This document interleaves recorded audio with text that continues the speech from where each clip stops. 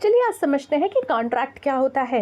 मान लीजिए आप और एक और व्यक्ति मिल करके किसी चीज़ को, किसी कार्य को करने के लिए अग्री होते हैं या आप कोई अग्रीमेंट करते हैं। अग्रीमेंट जैसे कि आपका घर बेचना हुआ, बिजनेस चालू करना हुआ, प्रॉपर्टी बेचना हुआ, गाड़ी बेचना हुआ, खरीदना हुआ या कुछ भी। अब ये अग्रीमेंट के लिए अगर आप इस अग्रीमेंट को लॉ के थ्रू फोर्स करा सकते हैं तो ये आपका कॉन्ट्रैक्ट बन जाता है।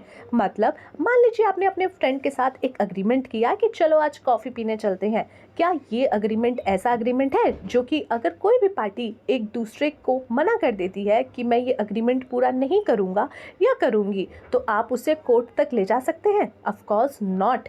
तो ऐसा अग्रीमेंट जिसे आप इन्फोर्स भी करा सकते हैं बाय लॉ, वो आपका कॉन्ट्रैक्ट कहलाया जाता है। कॉन्ट्रैक्ट के कुछ एसेंशियल एलिमेंट होते हैं। सबसे पहले ऑफर, कि कोई व्यक्ति ऑफर करेगा कि मैं अपना घर बेचना चाहता हूँ, क्या तुम खरीदना चाहोगे?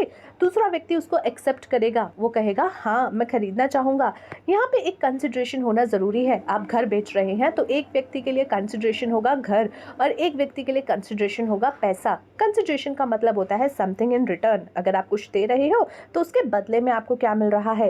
फिर आता है intention to create legal relation, यानी कि जो आप कॉन्ट्रैक्ट कर रहे हो उसके पीछे का जो मोटिव है वो है कि एक लीगल रिलेशन क्रिएट किया जा सके, जैसे एक सेलर और बायर का रिलेशनशिप, एक एजेंट और प्रिंसिपल का रिलेशनशिप। कैपेसिटी ऑफ पार्टीज, यहाँ पे जो भी व्यक्ति, दो व्यक्ति या दो से ज़्यादा व्यक्ति अग्रीमेंट कर रहे हैं वो कैपेबल होने चाहिए। कैपेबल यानी कि यहाँ पे पागल ना हो, माइनर ना हो या फिर ऐसी सिचुएशन में ना हो जिसे लॉ के थ्रू बाइंड किया गया हो कॉन्ट्रैक्ट करने से। फ्री कंसेंट, यहाँ पे आप अग्रीमेंट जो कर रहे हो वो फ्री कंसेंट यहाँ पे होना चाहिए। ऐसा नहीं है कि आप डरा धमका करके किसी का घर खरीद रहे हो, वो फ्री कंसेंट में नहीं आता। फ्री कंसेंट यानी कि आपने अपनी इच्छा से वो कार्य करने के लिए सहमति दी है। टाइप ऑफ कॉन्ट्रैक्ट में आपके वैलिड, वॉइड, वॉइडेबल, अनइन्फोर्सेबल और इनलीगल कॉन्ट्रैक्ट्स के कॉन्ट्रैक्ट्स आते हैं।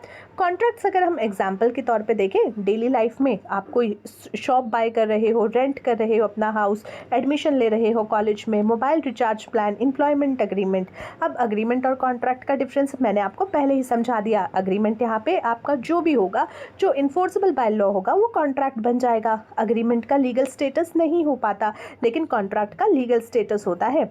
आई hope you understand this all topics. Bye.